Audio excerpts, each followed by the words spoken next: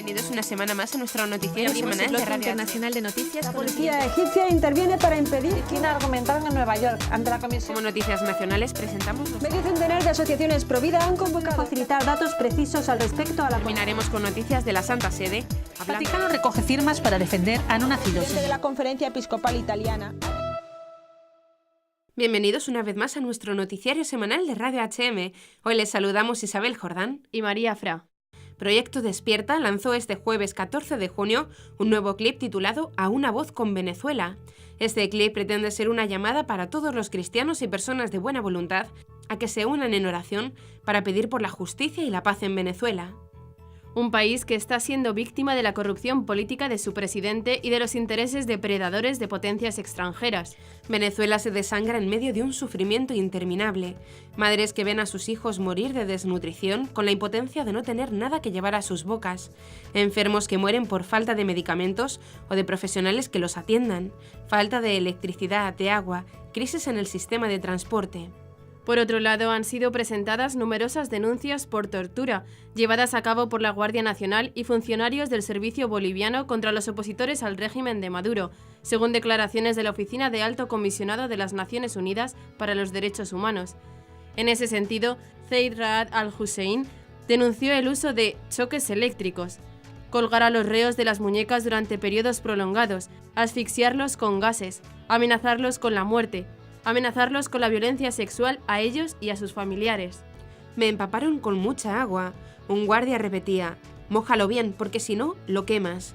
Relató un exdetenido describiendo cómo los militares ataron sus pies y manos y lo suspendieron del techo para propinarle una sesión de descargas eléctricas. Ante la situación caótica que vive el país, la Iglesia venezolana eleva su voz a la Virgen de Coromoto, patrona de la nación, mediante una oración extendida por la Conferencia Episcopal que en la actualidad los católicos venezolanos rezan todos los días, y que finaliza diciendo: «Tú nos convocas como nación y te decimos, aquí estamos, Señor, junto a nuestra Madre, María de Coromoto, para seguir el camino emprendido y testimoniar la fe de un pueblo que se abre a una nueva esperanza. Por eso todos juntos gritamos, Venezuela, vive y camina con Jesucristo, Señor de la historia. Amén».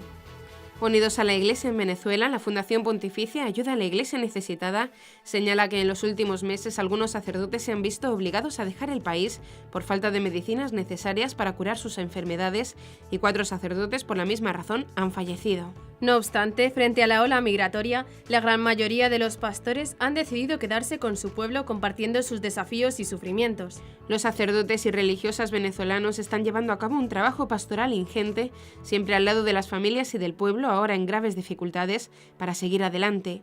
Por este motivo, Ayuda a la Iglesia Necesitada ha lanzado una campaña que ayude a sostener a los sacerdotes mediante la oración y ofreciendo estipendios por misas. Declaran que, ayudándoles, permitimos que la sociedad no pierda la esperanza y ayude a construir un país en paz, unidad y por el bien común. Comenzaremos con las noticias de interés internacional. Estados Unidos. Planned Parenthood podría ser investigada por petición de congresistas. China. Autoridades de Henan destruyen Vía Crucis. Filipinas. Asesinan a sacerdote cuando se preparaba para celebrar misa. Irak. Se necesita nueva pastoral tras derrota del Estado Islámico. México. Exigen a candidatos un compromiso por la paz y contra corrupción en México. Pasaremos después a las noticias nacionales. El obispo pide a los padres defenderse frente a la ideología de género. Conceden el jubileo a la Catedral de la Almudena. Asociaciones familiares piden al nuevo gobierno un pacto por la maternidad y la familia. Foro de la Familia denuncia la implantación de protocolo LGTBI en las escuelas. Film documental sobre el Cotolengo de Barcelona participará en Festival de Cine. Y por último comentaremos algunas de las noticias más destacadas de la Santa Sede. Santa Sede concede indulgencia plenaria por 7 años a exposición itinerante de reliquias. Cardenal Pietro Parolin celebró misa en memoria de Juan XXIII. El Papa pide a los cristianos que sean testigos del Evangelio sin esperar recompensas. Laica experta en química será declarada beata. Papa Francisco, no destruyáis vuestra vida yendo a lo efímero, elegid a Dios. Life Action lanzó el informe de 29 páginas titulado Hidden Abusers, Planned Parenthood's Cover-Up of Child Sexual Abuse, que presenta casi 2 décadas de investigación. Varios miembros del Congreso de los Estados Unidos han pedido al gobierno federal que investigue a la multinacional del aborto Planned Parenthood acusada de encubrir por décadas diversos casos de abuso sexual infantil y tráfico de personas. En conferencia de prensa el 7 de junio en el exterior del Capitolio, los miembros del Congreso, junto a la organización Provida Life Action, solicitaron al Departamento de Salud y Servicios Sociales que investigue a la multinacional y a otros beneficiarios de Title X para determinar si existe una tendencia generalizada de encubrimiento de abusos. Planned Parenthood es el mayor receptor de fondos públicos destinados a planificación familiar de Title X y la ley le exige que informe sobre cualquier sospecha de abuso. El congresista republicano Chris Smith dijo que Planned Parenthood ha demostrado una negligencia grave, no solo al no denunciar el abuso, sino porque en muchos casos hizo que la víctima regresara a las manos de su abusador. Con excavadoras y martillos neumáticos, las autoridades de Anian, en Henan, han demolido un vía crucis a lo largo del sendero que lleva hasta el lugar más antiguo de peregrinación, el santuario de Nuestra Señora del Carmen en Tianjin. Las 14 estaciones del Vía Crucis en pizarra representaban los varios momentos de la Pasión de Jesús, con dibujos y esgrafiados en estilo chino y con comentarios devocionales. Desde hace años el gobierno amenazó con la destrucción del Vía Crucis y del santuario o lo que quedaba de este. El santuario de Nuestra Señora del Monte Carmelo es el único lugar de peregrinación en la provincia de Henan. Se ordenó que fuera construido por un sacerdote del Instituto Pontificio para las Misiones Extranjeras, Stefano Scarsella, entonces vicario apostólico en el norte de Henan, en 1903-1905, para agradecer a la Virgen María por preservar a los misioneros locales de los peligros de la persecución de los Boxer en 1900. La iglesia sufrió destrucciones por parte de los japoneses en la Segunda Guerra Mundial y por parte de los Guardias Rojos durante la Revolución Cultural. Se convirtió en un sitio de peregrinación popular para los católicos de las provincias de Henan, Hebei y Shanxi, y la celebración principal se llevaba a cabo el 16 de julio de cada año. Desde mayo de 2007, el gobierno provincial de Henan prohibió las peregrinaciones nacionales. El gobierno de la ciudad de Anian revocó el permiso al santuario y a la peregrinación, definiéndolos como actividades religiosas ilegales. Desconocidos asesinaron a un sacerdote católico el 10 de junio en Filipinas, mientras estaba junto al altar de su iglesia y se preparaba para celebrar misa. Según informa el diario del Vaticano L'Osservatore Romano, el padre Richmond Nilo, de 40 años, estaba junto al altar de la capilla de Nuestra Señora de la Nieve en la ciudad de Zaragoza, provincia de Nueva Écija, ubicada a unos 100 kilómetros al norte de Manila, capital de Filipinas. Los asesinos aún no han sido identificados. Dispararon 4 veces al sacerdote a través de una ventana de la capilla y luego se dieron a la fuga. El ataque ocurre menos de una semana después de que otro sacerdote fuera herido en la ciudad de Calambria, provincia de Laguna, ubicada al sur de Manila.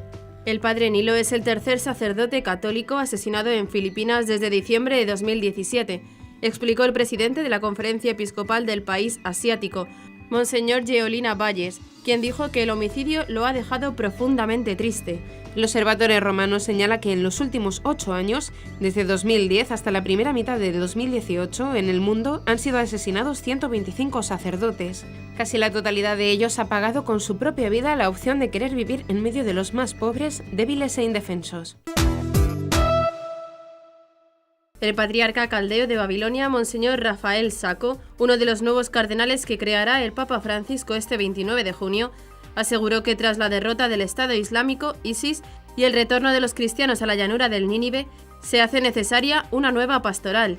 En una entrevista concedida a Vatican News, Monseñor Sacco indicó que este tema fue tratado en un reciente retiro espiritual para 80 miembros del clero del rito católico caldeo. El patriarca caldeo de Babilonia dijo que fue un momento muy fuerte para nosotros, ya que hablaron sobre cómo aplicar una nueva pastoral a los cristianos iraquíes ante la situación que atraviesa el país. No basta con que las personas regresen, necesitamos tenerlas en el lugar y darles esperanza, ayuda espiritual, moral y material, añadió. Por otro lado, Monseñor Sacco aseguró que su futura creación cardenalicia no es un premio que recibe de parte del Santo Padre. Pienso en ella como un llamado, una misión más larga, más abierta para trabajar en la promoción de la cultura del diálogo, de la paz, del respeto a todos, expresó. Señaló además que a pesar de que el Papa Francisco no pueda estar en Irak, somos los obispos y patriarcas los que debemos encarnar este llamado a la reconciliación, a la estabilidad y al respeto. Diversas plataformas ciudadanas exigen un compromiso por la paz y contra la corrupción a los candidatos que competirán en el proceso electoral del 1 de julio en México. En un comunicado difundido recientemente, las organizaciones demandaron a las diferentes fuerzas políticas un compromiso público a mantener la paz de los mexicanos como un derecho humano irrenunciable. Bajo el título Paz sí, violencia no, firmaron el Consejo Ciudadano para la Seguridad Pública y la Justicia Penal, la Red de Abogados para la Justicia, el Movimiento Blanco, Construir la Paz y Defender la Justicia y la Coordinadora Ciudadana APN y APL. Cuando en México hemos tenido episodios de violencia, no existen ganadores, solo queda muerte, desolación, odio y resentimiento, heridas difíciles de curar. Las plataformas mexicanas recordaron los más de 100 homicidios a candidatos y políticos, así como a periodistas, sacerdotes y aumento de delitos como secuestros, asaltos violentos, violaciones, entre otros, y además exigieron acabar con los problemas de violencia, impunidad y corrupción. Retiren su apoyo a candidatos presuntos delincuentes, aunque estén libres mediante abuso de resquicios legales, solicitaron. Las organizaciones firmantes alentaron además a los ciudadanos a asistir a los centros de votación el 1 de julio vestidos de blanco, como manifestación ciudadana del anhelo de paz y de participación para promoverla. La región de Murcia no se libra de los intentos de imponer la ideología de género, especialmente a los niños a través de la escuela. Por ello, el obispo de Cartagena, José Manuel Lorca Planes, ha publicado una carta destinada a las familias católicas para que sea leída en las parroquias. Con la carta, Monseñor Lorca recuerda a los padres la importante labor que tienen y que no pueden delegar. Os animo, por tanto, a ejercer vuestra obligación gravísima y defender vuestro derecho inalienable haciendo todo el esfuerzo posible por conocer las leyes educativas, estando informados sobre los planes de estudios de vuestros hijos, así como de las actividades extraescolares y complementarias, a sabiendas de los excesos cometidos en los últimos meses en cuanto a sesiones formativas de carácter afectivo-sexual, con una línea deseable para algunos, pero que no satisface a la mayoría, afirma el obispo. Además, recuerda que los centros educativos tienen la obligación no solo de informaros expresamente sobre los contenidos de las actividades extraescolares y complementarias no curriculares de vuestros hijos, sino de adoptar aquellas medidas organizativas que garanticen la presencia de un docente del centro durante el desarrollo de tales actividades. En caso de no recibir tal información, debéis exigir a la dirección de los centros la oportuna responsabilidad como titulares de la administración educativa. Monseñor Lorca considera de vital importancia una implicación total de los padres en la educación de sus hijos. La Santa Sede ha concedido a la Catedral de la Almudena un año jubilar mariano con motivo del 25 aniversario de su dedicación como templo a la Archidiócesis de Madrid, la más grande de España. El 15 de junio de 1993, San Juan Pablo II vino a Madrid para dedicar la Catedral de Santa María la Real de la Almudena, que había tardado más de un siglo en levantarse. Y con motivo de este 25 aniversario del templo, el Vaticano ha concedido este jubileo que comenzará el viernes 15 de junio hasta el 15 de junio de 2019, haciéndolo coincidir con la histórica visita del santo polaco, que tiene una estatua junto a la entrada lateral de la catedral. Los actos conmemorativos arrancarán el viernes 15 de junio a las 19 horas con una solemne Eucaristía de acción de gracias y de apertura al año jubilar mariano. A lo largo del año, los fieles que peregrinan a la catedral podrán lucrar la indulgencia plenaria, de acuerdo a lo previsto por la Penitenciaría Apostólica. Asimismo, el Cabildo Catedral y la Vicaría de Evangelización han preparado numerosas actividades, encuentros, catequesis y conciertos que irán teniendo lugar a lo largo del año. Asimismo, los fieles que lo deseen podrán beneficiarse de la indulgencia plenaria, que supone la remisión ante Dios de la pena temporal de los pecados ya perdonados en cuanto a la culpa, que un fiel dispuesto y cumpliendo determinadas condiciones consigue por mediación de la Iglesia. Las diferentes asociaciones de familias de España han pedido al nuevo gobierno una apuesta decidida por la maternidad y la familia. Así, la directora general de The Family Watch, María José Olesti, ha declarado a Europa Press que las cifras de la natalidad en España son cada vez más preocupantes. Para paliar esta situación, Olesti ha pedido a la nueva ministra de Sanidad, Carmen Montón, que proteja a la maternidad para las madres que libremente deseen serlo y que no se vean penalizadas en sus trabajos, y ha propuesto un pacto de Estado por las familias que les permita alcanzar a la vez seguridad y flexibilidad para salir adelante con medidas a corto, medio y largo plazo. En este sentido, el presidente del Foro de la Familia ha solicitado al nuevo gobierno de Pedro Sánchez pactos y consensos con el resto de grupos en lo más importante, la familia, la vida y la educación. Debido a los verdaderos retos a los que nos enfrentamos, el invierno demográfico, la falta de respeto por la vida humana, la ausencia de verdaderas políticas familiares, la creación de una educación verdaderamente de Estado, la precariedad laboral de los jóvenes y las tensiones sobre las pensiones. Por todo ello, pide superar las ideologías y apostar por la familia, que es la respuesta a la mayoría de estos retos, y alcanzar asimismo un pacto por la maternidad, con iniciativas que faciliten la conciliación laboral y la corresponsabilidad, el cuidado de los hijos por los padres, el establecimiento de salarios dignos, lo que permitirá revertir el invierno demográfico y apuntalar el sistema de pensiones. El Foro Español de la Familia ha publicado una nota denunciando que la Junta de Castilla y León se apresure a implantar un protocolo en las escuelas para colgarse medallas entre el colectivo LGTBI, pasando por encima de los derechos de los padres y los niños, fomentando la intromisión de los poderes públicos en el ámbito privado y usurpando funciones parentales, según declara Ignacio García Juliá, presidente de la institución. Los menores que sufren por su identidad sexual merecen todo el respeto y deben ser acompañados y defendidos frente a cualquier tipo de discriminación o agresión por este motivo, explica García Juliá. Sin embargo, el protocolo, denuncia, pide obligar a unos padres a recibir tratamiento psicológico para aceptar la supuesta orientación sexual de un menor, mientras que el caso contrario está penalizado por las leyes LGTBI vigentes y pronto lo estará en la región tras la aprobación de una norma de estas características, denuncia el presidente. El protocolo también atenta contra el derecho a la intimidad de los menores, al abogar por la implantación de baños mixtos en los centros, imponiendo los derechos de una minoría frente al resto de los alumnos y pueden favorecer otro tipo de situaciones y acosos entre los menores, añade. Por último, el protocolo privilegia a los lobbies LGTBI que recibirán dinero por impartir su peculiar y particular doctrina en los colegios como si fuera una verdad absoluta, aunque esté en contra de la evidencia biológica más básica. Cotolengo es como se les conoce en el mundo entero a las Pícolas Casas de la Misericordia, que iniciaron un día en Turín por el año de 1832 bajo la inspiración de San Benito Cotolengo y que son una representación de la misericordia de Cristo y su Iglesia hacia las personas con discapacidad. Algo maravilloso y que ha servido como tema del film Palabra, que ahora va a participar del Festival de Cine Fresco of Modern Arts and Spiritual Films en Armenia, pero que ya ha ganado diversos premios en diversos festivales. El film Palabra es concretamente sobre el Cotolengo de Barcelona, fundado gracias a las buenas obras del padre Jacinto Alegre Pujals, que hoy acoge a más de 200 residentes, niños, ancianos con diversas discapacidades que conforman una familia. Sin demasiadas explicaciones, Javier Ortín y Santiago Prats, dos voluntarios que conviven con los acogidos durante las 24 horas del día desde hace años, nos introducen en lo más puro de la vida humana, ayudar a los demás, sin darse importancia, sin reglas, aceptando su impotencia, cada uno a su manera.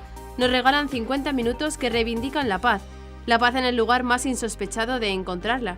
¿Qué se pueden esperar de un sitio en donde solo hay enfermedad y sufrimiento? Así lo expresa la página promocional del film. La Penitenciaría Apostólica de la Santa Sede ha emitido un decreto en el cual concede la indulgencia plenaria a la exposición itinerante Tesoros de la Iglesia, que incluye más de 150 reliquias de santos católicos. Los fieles que visitan esta exposición y que cumplen las condiciones fijadas para la obtención de la indulgencia podrán obtenerla hasta el año 2025. Según informó National Catholic Register, la Penitenciaría Apostólica otorgó esta indulgencia, que antes debía ser solicitada para cada exposición individual y ahora cubre un periodo de 7 años, con el fin de facilitar para los fieles notablemente la obtención de la gracia. La indulgencia plenaria puede ser aplicada a uno mismo, a una persona fallecida o a las almas del purgatorio en general. Tesoros de la Iglesia es un ministerio de evangelización de la Iglesia Católica. Es administrado por el padre Carlos Martins de los Compañeros de la Cruz y su propósito es ofrecer a las personas una experiencia del Dios vivo a través de un encuentro con las reliquias de sus santos en la forma de una exposición, afirma la presentación oficial de la iniciativa. El secretario de Estado Vaticano presidió una celebración eucarística en el pueblo natal de Juan XXIII, con motivo de la conclusión de la peregrinación de sus restos mortales. El sábado 9 de junio concluyó la peregrinación de los restos de San Juan XXIII hacia la localidad italiana de Bérgamo, diócesis en la que el amado Papa Roncalli prestó servicio durante sus primeros 40 años de sacerdocio, y hacia Soto il Monte, pueblo que lo vio nacer el 25 de noviembre de 1881. Precisamente allí, en Soto il Monte, tuvo lugar la celebración eucarística presidida por el cardenal secretario de Estado Vaticano, Pietro Parolin, encargado de llevar el afectuoso saludo del Papa Francisco a los miles de fieles reunidos para conmemorar la vida de este santo, a quien el cardenal definió como un puente entre el cielo y la tierra, puesto que con su humildad y sabiduría fue una reconocible presencia de Dios entre los hombres. En su homilía, el secretario de Estado identificó las características esenciales de la vida y del profundo magisterio de este pontífice, rememorando el transcurso de su existencia desde su infancia en Bérgamo hasta su elección como sucesor de Pedro, el 28 de octubre de 1958, destacando su plena y constante confianza depositada en el Señor, así como sus palabras y acciones, en las que se percibía una gran bondad, audacia y prudencia. Durante la misa celebrada este 12 de junio en la Casa de Santa Marta, el Papa Francisco destacó la importancia del simple testimonio habitual, el que se ofrece cada día, sin esperar el reconocimiento de ningún mérito. El Santo Padre explicó que el testimonio más grande que puede dar un cristiano es entregar la vida como la entregó Jesús, es decir, el martirio. Sin embargo, hay otro tipo de testimonio que es el testimonio de cada día, el que comienza por la mañana al levantarse y finaliza por la noche cuando se va a dormir. Este testimonio consiste en ser sal y luz para los demás sin atribuirse méritos. Puede parecer poca cosa, indicó Francisco, pero el Señor con poca cosa puede hacer milagros, puede hacer maravillas. Por lo tanto, el cristiano debe tener una actitud de humildad. En eso consiste ser sal y luz. El Papa subrayó: no somos protagonistas de nuestros méritos, y señaló que hay que alejarse de actitudes como la del fariseo que daba gracias al Señor pensando que era santo. Una bella oración para todos nosotros que podemos hacer al finalizar la jornada es preguntarse: ¿hoy he sido sal? ¿Hoy he sido luz? Esta es la santidad de cada día. Que el Señor nos ayude a comprenderlo, finalizó el pontífice. El Papa Francisco autorizó la promulgación del decreto que aprueba el milagro atribuido a la intercesión de Guadalupe Ortiz de Landázuri, española experta en química y miembro del Opus Dei, que de esta manera será próximamente proclamada beata de la Iglesia. El anuncio realizado este 9 de junio por la Santa Sede fue destacado por el prelado del Opus Dei, Monseñor Fernando Ocari. La vida de Guadalupe nos lleva a comprobar cómo el darse enteramente al Señor, respondiendo con generosidad a lo que Dios va pidiendo en cada momento, hace ser muy felices aquí en la tierra y luego en el cielo, donde se encuentra la felicidad que no se acaba, afirmó. En ese sentido, Monseñor Ocariz pidió al Señor que el ejemplo de Guadalupe nos anime a ser valientes para afrontar con entusiasmo y espíritu emprendedor las cosas grandes y pequeñas de cada día, para servir con amor y alegría a Dios y a los demás. El milagro ocurrió en el 2002 y consiste en la curación instantánea de un hombre de 76 años que tenía un tumor maligno de piel junto al ojo derecho. El beneficiado fue Antonio Jesús Sedano Madrid, quien una noche, pocos días antes de la intervención quirúrgica, acudió con fe a la intercesión de Guadalupe Ortiz de Landázuri, pidiéndole que no fuera necesario someterse a la operación. A la mañana siguiente, el tumor había desaparecido por completo. En sucesivas revisiones médicas, la curación fue confirmada. En la catequesis de este 13 de junio, el pontífice pidió a los jóvenes no ir tras cosas efímeras que no dan la felicidad. Para introducir el nuevo tema, Francisco tomó el pasaje en el que un joven le pregunta a Jesús cómo poder heredar la vida. En esa pregunta se encuentra el desafío de toda existencia, el deseo de una vida plena, infinita. ¿Cuántos jóvenes buscan vivir y se destruyen yendo hacia atrás a cosas efímeras?, se preguntó. El Papa afirmó entonces que hay que pedir a Dios para los jóvenes de hoy el don de la sana inquietud, la capacidad de no contentarse con una vida sin belleza, sin color. Si los jóvenes no están hambrientos de vida auténtica, ¿dónde irá la humanidad? Refiriéndose al hombre que le preguntó a Jesús en ese pasaje del Evangelio, el Papa señaló que debía dejar de vivir de sí mismo, de sus propias obras, de sus propios bienes y dejar todo para seguir al Señor. Quien, pudiendo elegir entre un original y una copia, elegiría la copia. He aquí el desafío, encontrar el original, no la copia. Jesús no ofrece sustitutos, sino vida verdadera, amor verdadero, riqueza verdadera. Concluyó diciendo que en el nuevo ciclo de catequesis descubriremos en cada una de las leyes antiguas y sabias la puerta abierta del Padre que está en los cielos, porque el Señor Jesús, que la ha atravesado, nos conduce a la vida eterna. Y hasta aquí nuestro informativo semanal. Esperamos que haya sido de su agrado. Recuerden que pueden seguir escuchándonos siguiendo el resto de nuestra programación en directo a través de la web www.radiohm.net. En ella podrán encontrar también distintos podcasts con los informativos anteriores y otros audios que también pueden ser de su interés. Seguiremos estos días informando de las noticias de la Iglesia y del mundo a través de nuestros breves espacios informativos que les ofrecemos todos los días, cada media hora aquí en Radio HM 88.9 FM y HM Televisión. Ayer, hoy y siempre la verdad. Gracias por habernos acompañado. Les han informado María Fra e Isabel Jordán. Hasta la próxima semana.